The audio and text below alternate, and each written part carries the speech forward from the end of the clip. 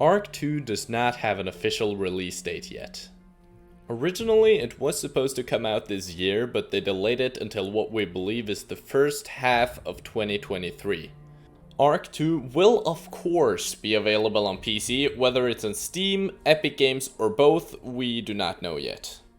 According to a rumor floating around on the internet, ARK 2 may actually be a timed Xbox exclusive, but it will eventually arrive on other platforms.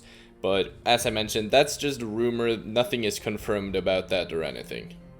When we're talking about PC requirements, it's very hard to say as ARK Survival Evolved is pretty poorly optimized and we do not know how the situation with the optimization with ARK 2 is. But my guess would be that RTX 20 series CPUs will be a good choice to run ARK 2 efficiently. Yeah, it's very hard to say. The ARK 2 Steam page is officially up where you can read as follows: survive the past, tame the future. Suddenly awakened in a strange primal world filled with dinosaurs and humans struggling for dominance, you must piece together the history of how you arrived there, team up with the legendary heroes, and confront powerful dark forces seeking to control the fate of all life. Saddle up and join the definitive next generation survival experience with ARK 2. Every aspect of the ARK series has been rethought and redesigned in this sequel. Here's a sampling of the new features that ARK 2 will contain upon its initial early access release. So just by reading that last part there, ARK 2 will probably be relatively similar in gameplay style as ARK 1, but I'm also pretty sure it will be more story based than ARK 1, so it will be very interesting to see. Epic story, starring Vin Diesel, Riddick, as legendary ARK hero Santiago, experience an I'm sorry, I don't know how to pronounce that, epoch-spanning adventure as he seeks to protect his daughter Mika, voiced by Ollie Cravalho, I'm sorry if I pronounced that wrong, from Moana, from the ghost of the ancient past and visions of a new future. Revolutionary cross-platform modding. Fully stackable, user-created mods for new creatures, items, gameplay features, and maps are now distributed across all platforms, along with support for the modded unofficial servers.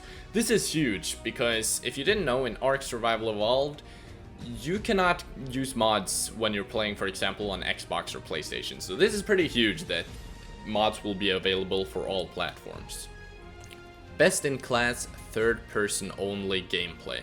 Advanced character traversal mechanics like mantling, free climbing, parkour, sliding, and swinging.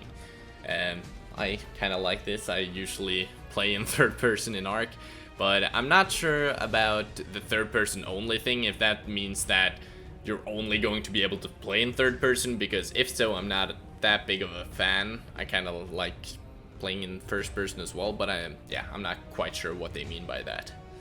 Souls-like melee combat, target lock, blocks, dodges, combos, staggers, special attacks, emphasizing players' skill-based action. I love this because I feel like ARK PvP now, I don't know, I'm not a big fan of it, and I like this a lot, that you have to do like combos and dodge and whatever. I think that's a lot better when it comes to PvP, and I like that a lot. Massive new alien environment. Explore a mysterious, chaotic world where where native flora and fauna are being overrun by invasive primeval creatures from an extinct Earth. Component-based item crafting. Construct your weapons and tools from a range of distinct modules to customize their look and functionality. Millions of possible combinations enable you to craft your own unique gear. The specific materials you choose will further affect the appearance of your items, with multiple options of resources found in unique regions of the world. So this seems a lot like ARK 1, where, yeah, you can just craft variations of items. Yeah, and millions of possible combinations. That is insane.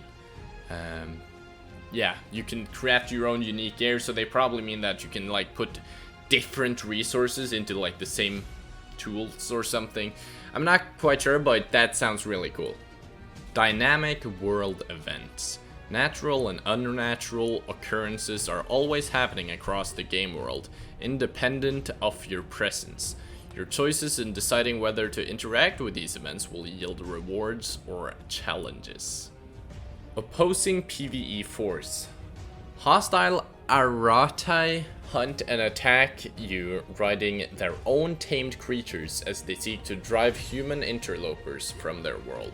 That's good. That's really fun for people like me. I'm a PvE player, and I like that a lot, that you will get AI that is basically just as strong as you. They have tamed creatures and whatnot. I think that's really nice. Advanced template building and sharing. Instanced rendering and network streaming enable much higher client and server performance for large player-built structures and a longer draw distance. Survivors can set up and save their own preferred building templates, share them, and place prospective template layouts in the world to then build them out as a team.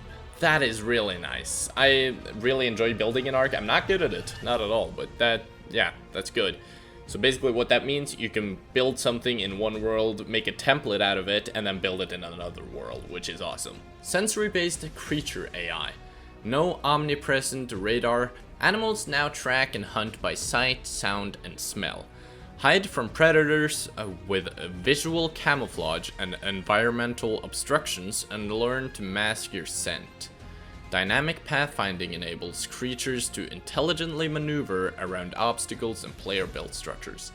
That also sounds cool, that now they can't like just sense that you're there for no reason. Now it actually makes more sense and you can actually hide from creatures more easily. Character progression and skill system. Gain both experience points from gameplay and knowledge points by accomplishing key objectives and overcoming unique challenges to progress along a massive skill tree filled with new active abilities, perks, and passive benefits. Full utilization of the Unreal Engine 5 technology. See foliage react convincingly to passing wildlife, water flow downstream around obstacles, volumetric storm clouds, localized weather systems, smoke and particles affected by physical forces, and much more. Fundamental advancement of lighting systems enables a more photorealistic day-night cycle, generating real-time ambient lighting and shadows within both natural and player-constructed environments. So that was basically all of the main information on the ARK 2 Steam page, but there is one more thing we need to go through on this page, and that is the mature content description and how the developers describe it. The developers describe the content like this.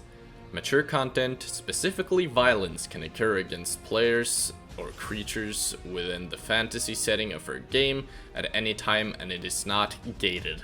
This would primarily be demonstrated when players use their fists, melee weapons, and ranged weapons, or tamed creatures against other players and or other creatures. Violence may also be demonstrated when wild NPC creatures choose to attack a player and or other wild tamed creatures within the game world. Depictions of and reactions to violence by targeted player character or creature are not realistically portrayed, and the level of blood associated with these acts is mild and limited.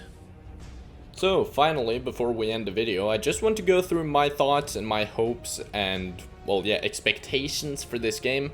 I believe it will be relatively similar to ARK Survival Evolved, but it seems like this will be more of an alien-based game, like there are more aliens, and it also seems like it will be a lot more primitive than what ARK 2 or ARK 1 became. ARK 1 started out pretty primitively, but it ended up with, you know, all the tech mechs and whatnot. I think this will be more of a primitive game, at least in the start, and yeah, that's what I like to see. I'm also pretty scared because my computer is not the best computer in the world, so I'm kind of scared about how optimized this game will be, because ARK 1, at least in the start, was really poorly optimized, so it was tons of lag and tons of bugs and all of that. And I hope they do that better in ARK 2. That is my main hope for ARK 2, that it's better optimized and, well, yeah, not a lot of bugs, because everyone who plays ARK knows that ARK is kind of known for their bugs. But that was about it for this video.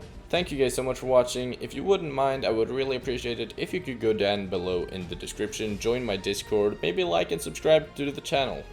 Would really appreciate it. Thank you guys so much for watching. I'll see you in the next one. Have a great day.